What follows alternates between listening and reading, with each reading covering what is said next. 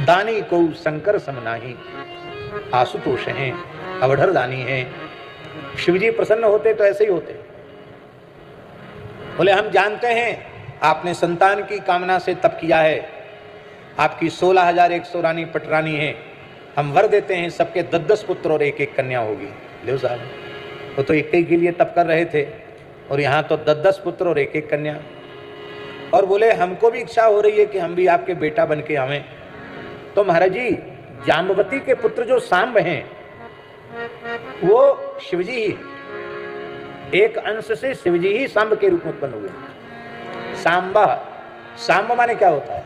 अंबया सहिता, शक्ति के सहित जो शिव हैं वो सांब हैं। क्यों?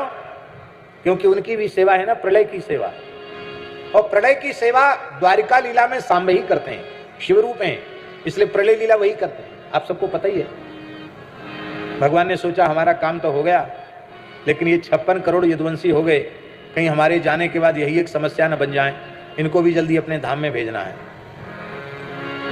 तो भगवान ने लीला रच दी। संकल्प तो सब भगवान का ही है। अब उसमें स्वामी जी सांब ही कारण बने, क्यों? प्रलय का कारण रुद्र है ना, इसलिए सांब कारण बने।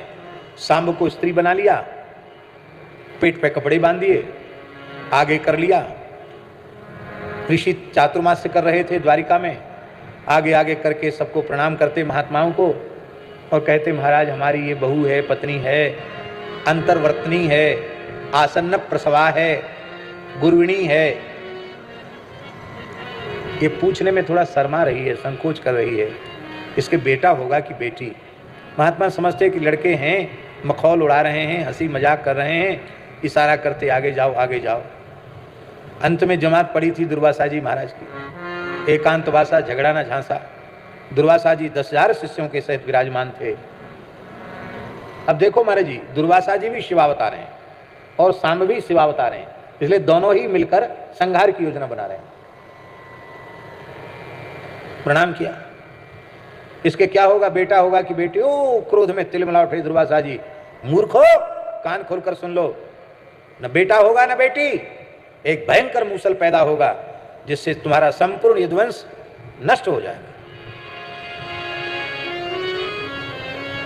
कहां भगवान श्री कृष्ण गौ और ब्राह्मणों के परमोपासक, संतों का, ऋषि मुनि महात्माओं का आदर करने वाले, और कहां तुम्हारे जैसे कुलांगार ब्राह्मणों की, ऋषियों की हंसी उड़ाते हो।